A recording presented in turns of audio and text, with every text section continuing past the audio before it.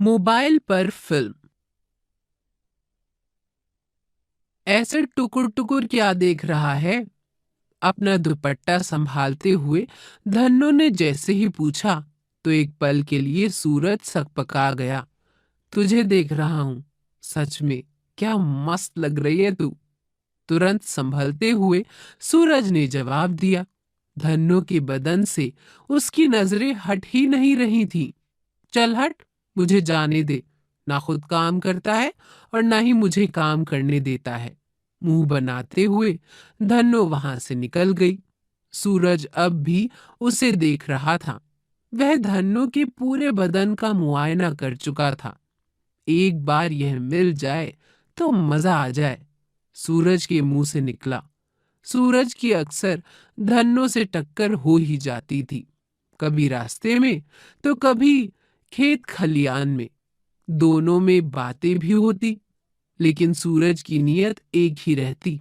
बस एक बार धन्नो राजी हो जाए, फिर तो धन्नो को पाने के लिए सूरज हर तरह के हथकंडे अपनाने को तैयार था।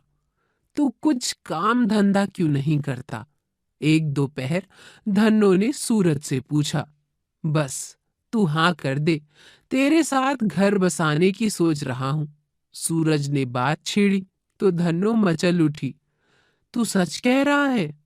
धन्नो ने खुशी में उछलते हुए सूरज के हाथ पर अपना हाथ रख दिया। सूरज को तो जैसे करंट मार गया। वह भी मौका खोना नहीं चाहता था। उसने झट से उसका हाथ पकड़ लिया और बोला, सच धन्नो, मैं तुम्हें अपनी घरवाली बनाना चाहता हूँ। तू तो जानती है कि मेरा बाप सरपंच है। नौकरी चाहूं तो आज ही मिल जाएगी। सूरज ने भरोसा दिया तो धन्नो पूछ बैठी, तो नौकरी क्यों नहीं करते? फिर मेरे मामा से मेरा हाथ मांग लेना, कोई मना नहीं करेगा। सूरज ने हाँ में सिर हिलाया। धन्नो उसके इतना करीब थी कि वह अपनी सुध-बुध खोने लगा। यहाँ कोई नहीं है, आराम से लेटकर बातें करते हैं। सूरज ने इधर उधर देखते हुए कहा। मैं सब जानती हूँ, तुम्हारे दिमाग का क्या भरोसा, कुछ गड़बड़ कर बैठे तो। धन्नो ने तपाक से जवाब दिया। ब्याह से पहले यह सब ठीक नहीं, मर्द जात का क्या भरोसा। इतना कहते हुए वह तीर की मानिंद निकल गई। जाते जाते उसने सूरज के हाथ को कसकर दबा दिया था। सूरज इसे इशारा समझने लगा, फिर निकल गई। सूरज को गुस्सा आ गया। उसे पूरा भरोसा था कि आज उसकी मुराद पूरी होगी, लेकिन धन्नो उसे गच्चा देकर निकल गई। अब तो सूरज के दिलो दिमाग पर धन्नो का नशा बोलने लगा। कभी उसका कसा हुआ बदन तो कभी उसकी हंसी उसे पागल किए जा रही थी। वैसे तो वह सपने में कई बार धन्नो को पा चुका था, लेकिन हकीकत में उसकी यह हसरत अभी बाकी थी। सरपंच मोहन सिंह का बेटा होने के चलते सूरज के पास पैसों की कोई कमी नहीं थी। सो उसने एक कीमती मोबाइल फोन खरीदा और उसमें खूब ब्लू फिल्में भरवा दी। उन्हें देख देख कर धन्नो के साथ वैसे ही करने के ख्वाब देखने लगा। अरे, तू इतने दिन कहाँ था? धन्नो ने पूछा। उस दिन हैंडपंप के पास पानी भरते समय दोनों की मुलाकात हो गई। मैं नौकरी ढूंढ रहा था, अब नौकरी मिल गई है। अगले हफ्ते से ड्यूटी पर जाना है। सूरज ने कुछ सोच कर कहा। अब तो ब्याह के लिए हाँ कर दे। वाह वाह!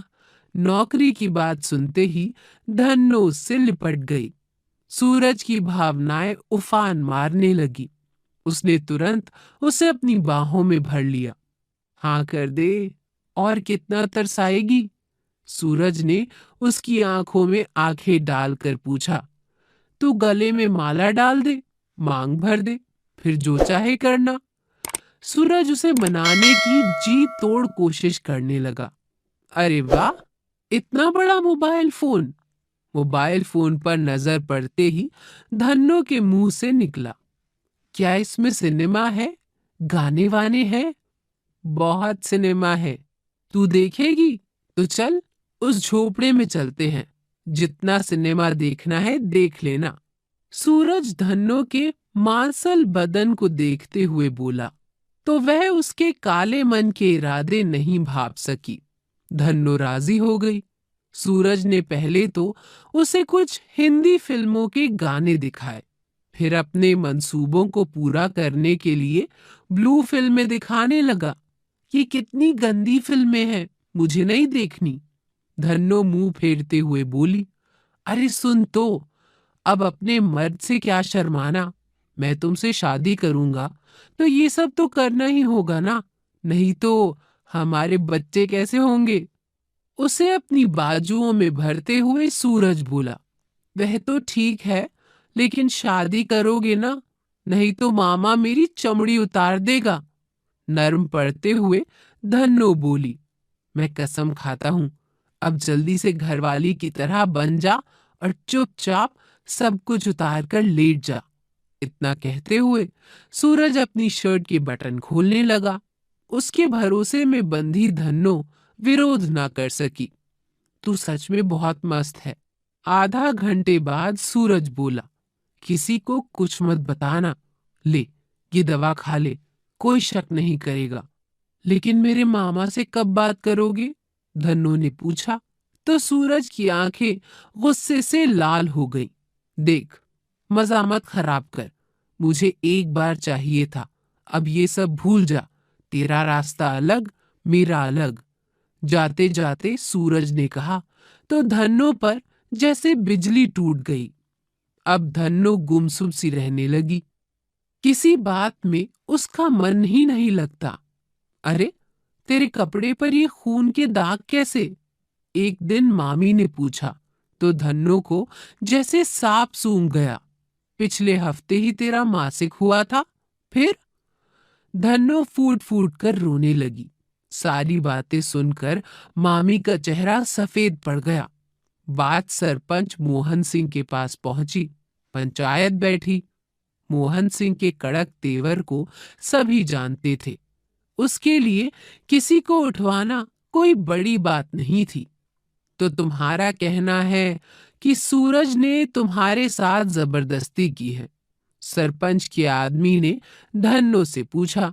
नहीं, सूरज ने कहा था कि वह मुझसे ब्याह करेगा, इसलिए पहले। नहीं नहीं, मैंने ऐसा कोई वादा नहीं किया था। सूरज ने बीच में टोका। ये झूठ बोल रही है। मैं भी तुमसे शादी करूंगा तो क्या तू मेरे साथ भी सोएगी? एक मोटे से आदमी ने चुटकी ली। तू है ही धंधे वाली। भीड़ से एक आवाज आई, चुप करो। मोहन सिंह अपनी कुर्सी से उठा तो वहां खामोशी छा गई। वह सीधा धन्नो के पास पहुंचा। ए छोकरी, क्या सच में मेरे सूरज ने तुझसे घर बसाने का वादा किया था? उसने धन्नो से जानना चाहा। मोहन सिंह के सामने अच्छे अच्छों की बोलती बंद हो जाती थी, लेकिन ना जाने क्यों धन्नो ना तो डरी और ना ही उसकी जबान लड़खड़ाई। हाँ, उसने मुझे घरवाली बनाने की कसम खाई थी, तभी तो मैं राजी। ये सुनते ही सरपंच का सिर झुक गया। भीड़ अब भी शांत थी। बापू, तू इसकी बातों में ना आ। सूरज धन्नो को मारने के लिए दौड़ा। चुप रह, शर्म नहीं आती अपनी घरवाली के बारे में ऐसी बात करते हुए? खबरदार, अब धन्नो के बारे में कोई एक शब्द कहा तो। यह हमारे घर की बहू है।